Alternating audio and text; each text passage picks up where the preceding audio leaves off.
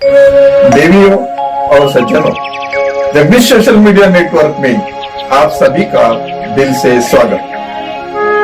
प्रतिदिन के अनुसार प्रस्तुत करते हैं स्वामी वासुदेवानंद जी सरस्वती इनके अमृतमय वाणी द्वारा विष्णु सहस्त्र नाम प्रवचन।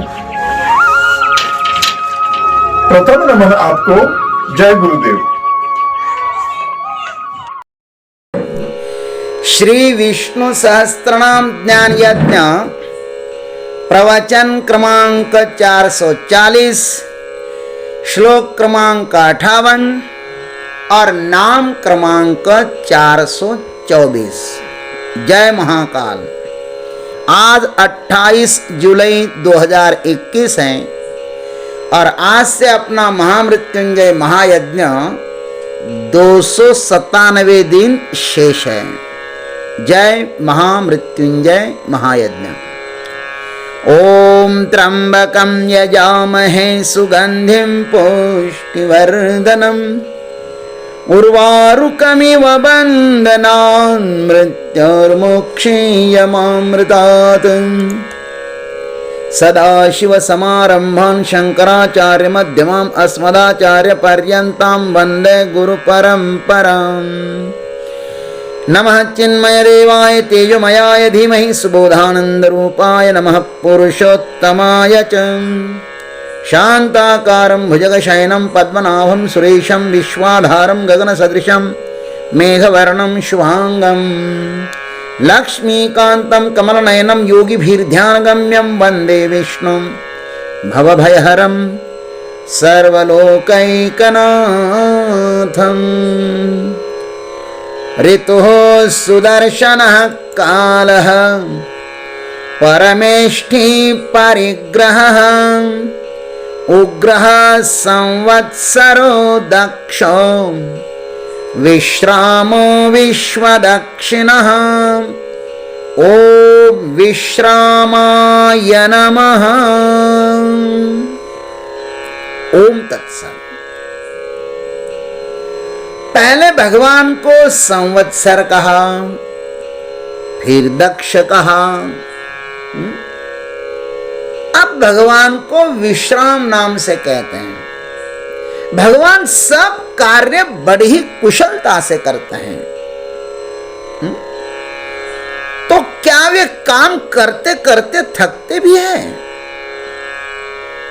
भाई इतना सारा काम कर रहे हैं तो उनको थकान भी तो आती होगी।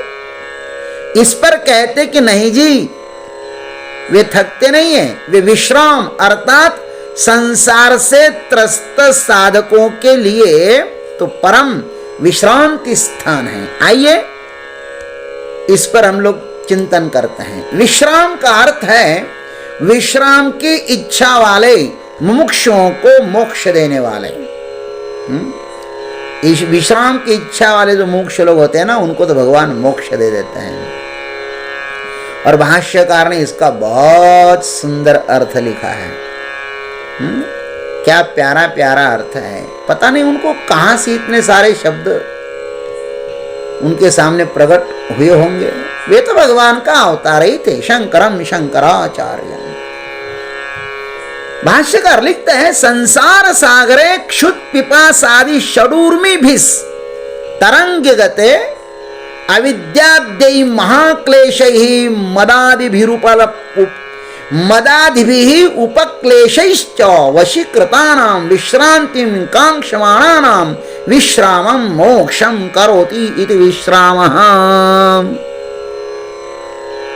क्षुधा पिपासा आदि 6 उर्मियों से तरंगित संसार सागर में अविद्यादि महान क्लेशों और मद आदि उपक्लेशों से वशीभूत किए हुए विश्राम की इच्छा वाले मुमुक्षुओं को विश्राम अर्थात वे मोक्ष देते हैं ना, इसलिए भगवान को विश्राम कहते हैं। भगवान का नाम क्या है? विश्राम। आइए सदगुरु के आशीर्वाद से इस पर हम लोग चिंतन करते हैं। भीष्म पितामह परमात्मा को विश्राम नाम से अब विभूषित कर रहे हैं। और उस पर भाष्यकार सारगर्भित अर्थ लिख रहे हैं, और हमें भी मौका मिल रहा है उस पर चिंतन करने का। यह हमारा सौभाग्य है। इस पर चिंतन न करते तो पता नहीं हमारा मन कहां कहां भटक जाता है। ये भगवान की कृपा है। देखो, यह संसार एक महान माया जाल है। इसमें फंसा हुआ जीव उलझता ही जाता है। जन्म जन्मों से हम भटकते हुए आए हैं, पता नहीं अब तक कौन कौन सी योनियों में हमने जन्म लिया होगा। संसार में मेरे भाई अनंत योनियां हैं, लेकिन बड़े भाग मानुष तन पावा, सुर दुर्लभ सब ग्रंथ निगावा। और इस मानव योनियों में भी न जाने कितने प्रकार है। कौन कहां तो कौन कहां पैदा होता है, और सभी विषय भोग में ही रत रहते हैं। बहुत से विषय लंपट है। सिर्फ योनि बदल गई, वासना विकार तो वही के वही है ना। पहले सुअर थे, कुकर थे, अब मानव हो गए। योनि बदल गई, लेकिन वासनाएं तो वही है। कितने लोग हैं ऐसे जिन्हें इस मानव देह का महत्व समझ में आया है। कितने लोग हैं ऐसे, क्षणिक सुख के लिए पूरा जीवन दांव में लगाने वाले बेवकूफों को कुछ कमी नहीं है ऐसे लोगों की। भगवान की माया बड़ी विचित्र है। उन्हें किंचित काल तक दुख में ही सुख की अनुभूति कराती है। ये माया है महाराज। और यह माया का खेल अनादि अनंत काल से चलता आ रहा है। पंचदशीकार ने कहा, कुर्वते कर्म भोगाय कर्म कर्तुम न भुंजते, नद्याम कीटा युवावर्तात आवर्तांतरमाशुते, ब्रजंतो जन्मनो जन्म लभन्ते नैव निर्वृतिम। पहले ही प्रकरण में 30वां श्लोक है, पढ़ लेना उसको। वे जीव सुखादि भोग के लिए कर्म करते हैं और मनुष्य योनि में अच्छे बुरे कर्म करने के अनंतर अन्य लोगों में उसके फल भोगते हैं। नदी के प्रवाह में पड़े हुए कीड़े जैसे एक भंवर से दूसरे भंवर में शीघ्र ही पड़ जाते हैं, वैसे ही वे जीव एक जन्म से दूसरे जन्म को प्राप्त होकर सुख को नहीं प्राप्त करते हैं। महाराज, यह हमारी सत्य कथा है, लेकिन दुर्भाग्य यह है कि यह हमें हमारी कथा लगती ही नहीं। यह विचार करने का माया हमें अवसर ही नहीं देती। किंतु इस जीव का जब पूर्व पुण्य उदित होता है ना, पूर्व पुण्य उदित होता है, उजड़ले भाग्याता, जब भाग्य उदित हो जाता है तो होता है क्या। पंचदशीकार लिखते 31वें श्लोक में, सत्कर्म परिपाकते करुणा निधिरोद्धृता प्राप्य तीर तरुच्छायाम विश्राम्यन्ति यथा सुखम। पूर्व किए हुए सत्कर्मों के फलोन्मुख होने से किसी करुणा निधि महापुरुष के द्वारा उस कीड़े को नदी प्रवाह से बाहर निकाला जाता है। कोई सदगुरु अकारण करुणा वरुणालय, कोई सदगुरु मिल जाए तो वे उस कीड़े को उस नदी से बाहर निकालते हैं। वह नदी तट के वृक्ष की छाया को प्राप्त होकर बड़े आनंद के साथ विश्राम करता है।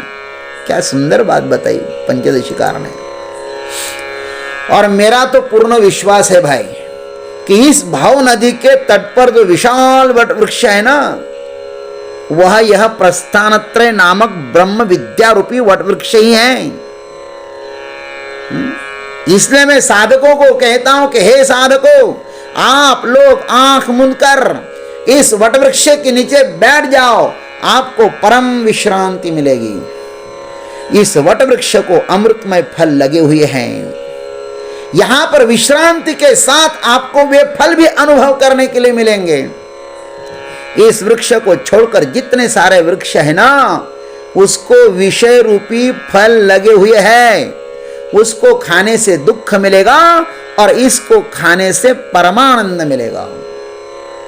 यह अनुभव तो मुझको भी आ रहा है। यह आत्म साक्षात्कार रूप परमात्मा साधकों का परम विश्रांति स्थान है, इसलिए हर किसी को इसका आश्रय लेना चाहिए। वह परमात्मा कैसा है उसे मुद्गल श्रुति ने बताया है। बड़ा सुंदर बात बताइए, क्या गाया मां ने। तद्ब्रह्मतापत्रयातीतम षट्कोश विनिर्मुक्तम षडूर्मि वर्जितम पंचकोशातीतम षड्भाव षड विकार शून्यम एवं आदि सर्व विलक्षणम भवति। वो ब्रह्म 3 तापों से रहित है, 6 कोशों से रहित है, 6 उर्मियों से रहित है, 5 कोशों से रहित है, 6 भाव 6 विकारों से शून्य है महाराज। इस प्रकार वह सभी से विलक्षण है, ऐसा ब्रह्म है। लेकिन तापत्रय किसे कहते? श्रुति ने आगे कहा है आध्यात्मिक, आदि भौतिक, आदि दैविक, ये 3 ताप हैं। इस पर ज्यादा चर्चा नहीं करेंगे। 6 कोश किसे कहते हैं? त्वचा, मांस, अस्थि, स्नायु, रक्त और मज्जा, ये 6 कोश कहे गए हैं। षड उर्मी किसे कहते हैं? क्षुधा, पिपासा, शोक, मोह, वृद्धावस्था और मृत्यु, इसको षड उर्मी कहते हैं। 5 कोश किसको कहते हैं? अन्नमय, प्राणमय, मनोमय, विज्ञानमय और आनंदमय, 5 कोश हैं। षड भाव किसे कहते हैं? प्रियत्व, जन्म, संवर्धन, परिणाम, क्षय और नाश, इनको षड भाव कहते हैं। ये षड भाव है। षड विकार किसको कहते हैं? काम, क्रोध, लोभ, मोह, मद, मात्सर्य, इन्हें षड विकार कहते हैं। और 6 भ्रम किसको कहते हैं? कुल माने वंश का भ्रम, गोत्र का भ्रम, जाति का भ्रम, वर्ण का भ्रम, आश्रम का भ्रम और रूप का भ्रम, मैं ऐसा हूं, ये 6 भ्रम है। इस प्रकार वह परमात्मा इन सभी से विलक्षण है। हमें इसी जन्म में परमात्मा का आश्रय लेकर परम विश्रांति को प्राप्त हो जाना है मेरे भाई। परमात्मा को प्राप्त हो जाना है इसी जन्म में, वरना आगे बहुत ही पश्चाताप करना पड़ेगा। फिर पछताएं क्या होता है जब चिड़िया चुग गई खेत। शेष सब कुछ सब योनि में मिलेगा, पत्नी मिलेगी, पति मिलेंगे, बच्चे मिलेंगे, खाना पीना सब योनियों में मिलता है मेरे भाई। परंतु आत्म साक्षात्कार तो सिर्फ इस मनुष्य योनि में ही मिलता है। इसलिए आत्म साक्षात्कार कर लो, संसार के पीछे मत दौड़ो। प्रारब्धवश जो संसार आता है उसको करो, कौन कहता है न करने के लिए? करो, लेकिन परमात्मा को मत छोड़ो। ओम तत्सत। जय गुरुदेव, जय जगदीश्वर, जय जय महाकाल। अभी आप सुन रहे थे स्वामी वासुदेवानंद जी सरस्वती, इनके अमृतमय वाणी द्वारा विष्णु सहस्त्र नाम ज्ञान यज्ञ प्रवचन का अगला भाग लेकर कल सुबह फिर उपस्थित होंगे। हरिओम।